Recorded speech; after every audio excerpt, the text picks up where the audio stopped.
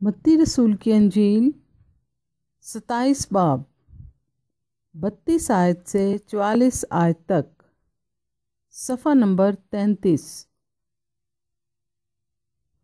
یسوع کو مصلوب کیا جاتا ہے۔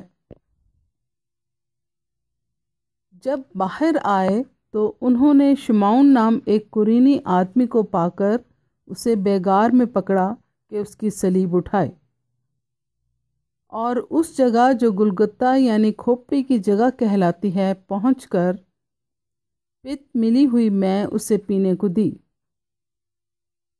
مگر اس نے چکھ کر پینا نہ چاہا، اور انہوں نے اسے مصلوب کیا اور اس کے کپڑے کرہ ڈال کر بانٹ لیے، اور وہاں بیٹھ کر اس کی نگہبانی کرتے رہے، اور اس کا الزام لکھ کر اس کے سر کے اوپر لگا دیا کہ یہ یہودیوں کا بادشاہ یسوع ہے۔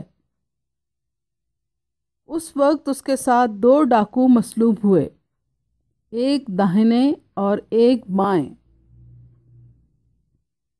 اور راہ چلنے والے سر ہلا ہلا کر اس کو لان تان کرتے اور کہتے تھے، اے مقدس کے ڈھانے والے اور 3 دن میں بنانے والے، اپنے تائیں بچا۔ اگر تو خدا کا بیٹا ہے تو صلیب پر سے اتر آ۔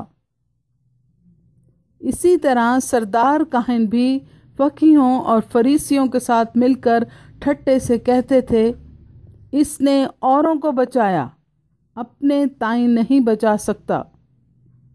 یہ تو اسرائیل کا بادشاہ ہے۔ اب صلیب پر سے اتر آئے تو ہم اس پر ایمان لائیں۔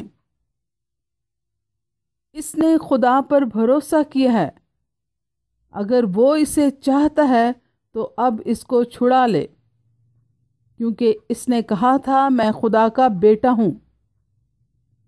اسی طرح ڈاکو بھی جو اس کے ساتھ مصلوب ہوئے تھے اس پر لان تان کرتے تھے۔ کلام مقدس کے پڑھے اور سنے جانے پر خدا کی برکت ہو، آمین۔